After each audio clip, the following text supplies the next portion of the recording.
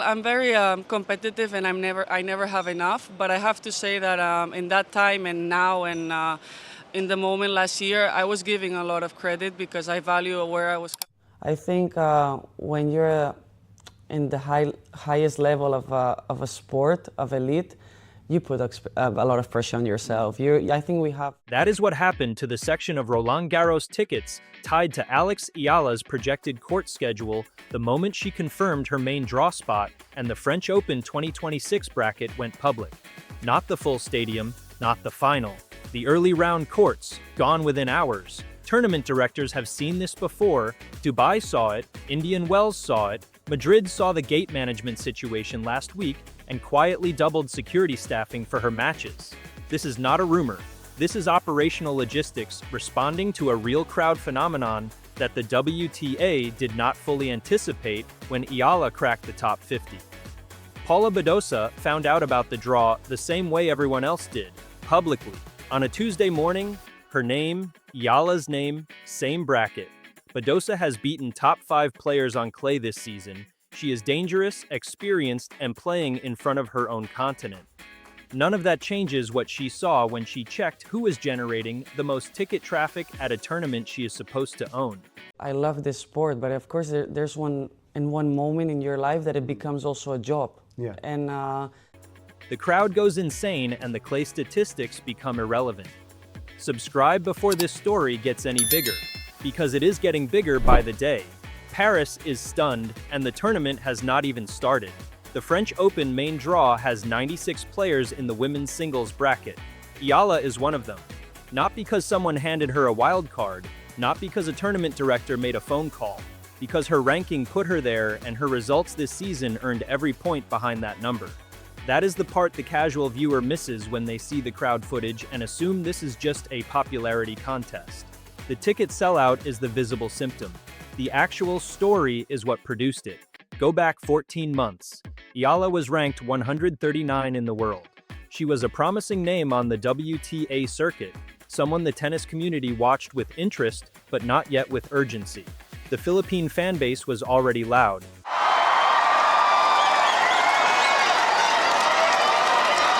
The results were not yet matching the noise. Then something shifted. Miami happened first.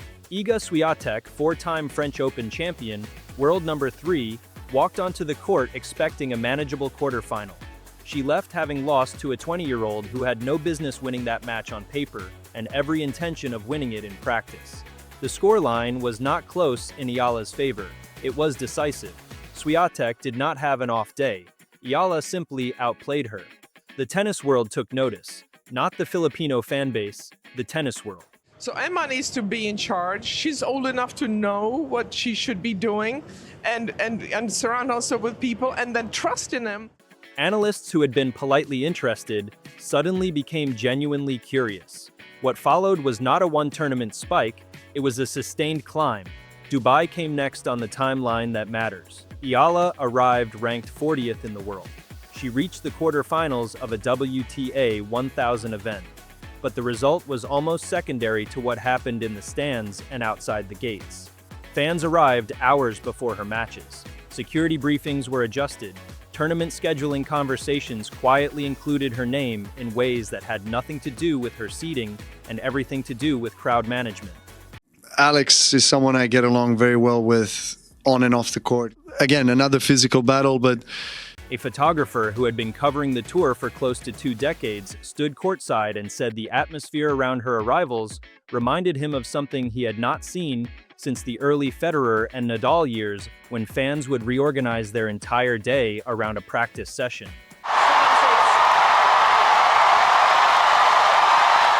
That statement did not come from a Filipino fan account. It came from a working professional whose job is to observe and document. Indian Wells followed the same pattern. Eala arrived as a seeded player for the first time at a WTA 1000 event, seeded 31st.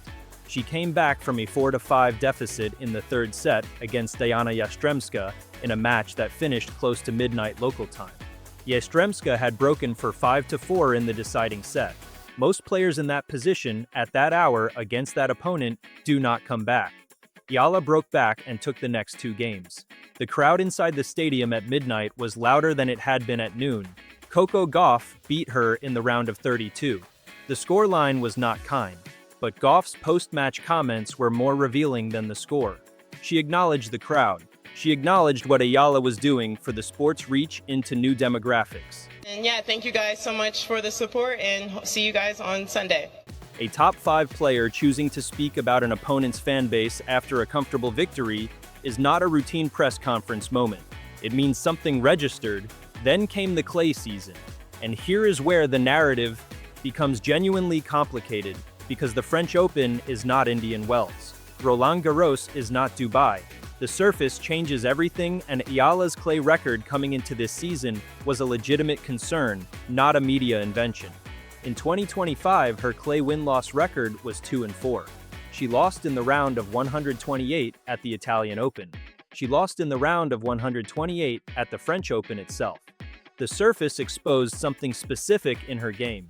The serve, which Coach Bosch has openly discussed as an ongoing project, becomes more vulnerable on clay because the slower surface gives returners extra time to read it. The baseline exchanges that Eala controls effectively on hard courts become longer, more physical, more about endurance and tactical variation. These are not minor adjustments, they are fundamental differences in how the game is played. Stuttgart this year confirmed the concern was not resolved. Leylah Fernandez beat her 6-1, 6-4 in 1 hour and 28 minutes. Fernandez used her forehand to dictate rallies from the first game and never allowed Eala to find her range. The serve was broken multiple times. On that day, on that surface, the gap between Eala's hard court game and her clay game was visible and significant. So the question that every serious tennis analyst is sitting with right now is straightforward. Has anything actually changed between Stuttgart and Roland Garros? Because the schedule between those 2 events includes Madrid and Rome, and the window for genuine surface adjustment is narrow. Madrid answered part of that question, not with a dominant result, but with something more interesting. Eala at the Caja Magica did not look like a player managing the surface. She looked like a player attacking it. Not for the first time, almost beaten by the lack of pace on serve. So, victory. The early round matches showed an adjusted approach to the baseline exchanges, shorter backswing, higher net clearance on the forehand, more deliberate construction of points rather than the aggressive early ball striking that works on faster surfaces. Whether those adjustments hold under pressure in a later round of a Grand Slam is a separate question. We can be on it again in affirming the right of women and girls to 6-space paces. But the adjustments were visible and they were intentional. Bosch has been working on this since the end of the hard court swing. The serve mechanics have been modified. The kick serve percentage on clay has increased. These are technical details, but they matter because they represent a coaching staff that identified the specific problem and addressed it with specific solutions rather than general encouragement. Now place Paula Badosa into this picture. Badosa is not a background character in this story.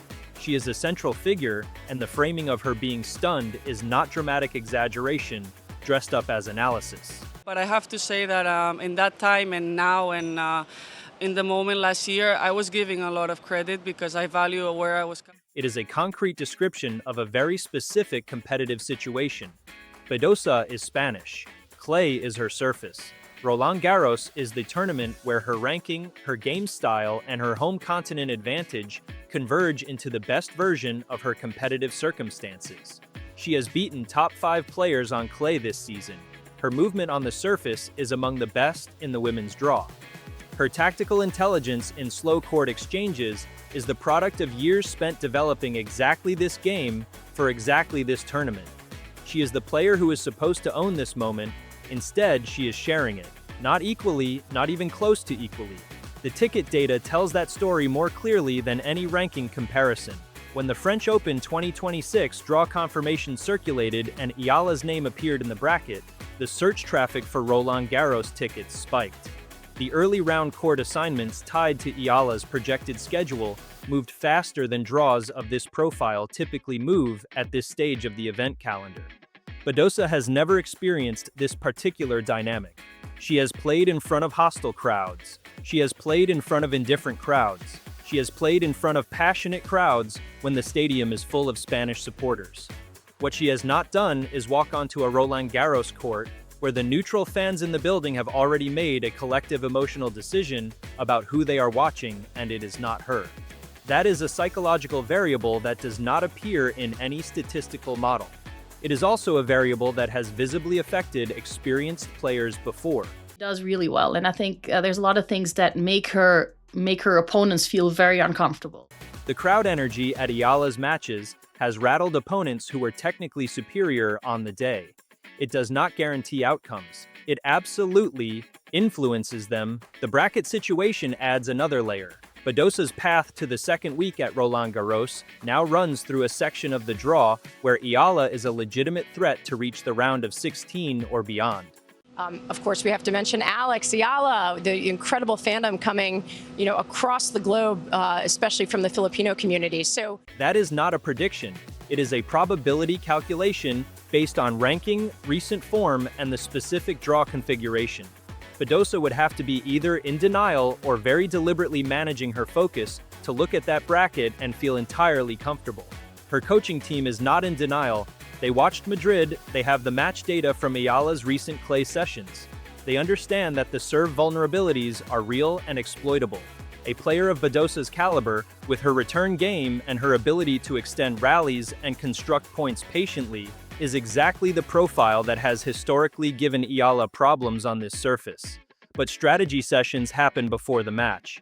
The match happens in front of a crowd that has already gone insane before the first ball is struck. That crowd phenomenon is not going to decrease between now and May 18th. It is going to increase. Every day between the draw confirmation and the first round adds another news cycle, another wave of ticket searches, another social media moment that reaches corners of the globe where Roland Garros was previously just a French television broadcast nobody outside tennis bothered with. The WTA's own broadcast and commercial teams are not ignoring this. Tournament directors at Roland Garros are not ignoring this. The scheduling decisions for Eala's early round matches will reflect the kind of institutional awareness that Dubai and Indian Wells demonstrated when they built operational logistics around her crowd impact. Philippe Chatrier holds 15,000 people. Suzanne Lenglen holds 10,000. The court assignment for Eala's first round match will say more about what Roland Garros expects from this storyline than any official statement will. The tournament has not started. The bracket is confirmed. Eala is in. The tickets for her projected court are gone. Badosa is in the same section of the draw, and her team is having very careful conversations about surface strategy, crowd management, and how to approach a match where the atmosphere will be unlike anything in her Roland Garros experience. 20-year-old Filipino tennis star Alex Eala has sent Melbourne Park. Paris is stunned because Paris did not expect a player who lost in the round of 128, here 12 months ago, to arrive in 2026 as the most talked about name in the women's draw. The ranking climb from 139 to a career high of 29 in 14 months is one of the steepest ascents in recent WTA history. The fact that it happened while Eala was simultaneously becoming the biggest crowd phenomenon the tour has seen in years makes the story genuinely unprecedented. Roland Garros has hosted dramatic stories before. It has hosted upsets that changed careers. It has hosted rivalries that defined eras. What it has not hosted before is a 20-year-old from the Philippines arriving as a seeded main draw competitor. It felt great. I think the intensity was really high throughout the whole match, so I'm with a fan base that sold out the early round courts before the tournament week began. Positioned in the same bracket as a clay court specialist who is only now realizing that her biggest problem in Paris this year might not be her backhand or her fitness or her draw luck. It might be the noise. If you have made it this far and you are not subscribed to this channel, this is the moment to fix that. Hit subscribe and turn on notifications. Because the French Open 2026 is 3 weeks away, Eala is in the main draw, Badosa is in her section. For me, it was amazing. But I remember in that moment, you don't even realize what's happening. And what happens between now and the final at Roland Garros is going to be the most watched story in women's tennis this year. nice to see the welcome that I've had. There's a huge Filipino community here, so I'm so excited they've come out. And you do not want to be catching up on this one. You want to be here when it happens.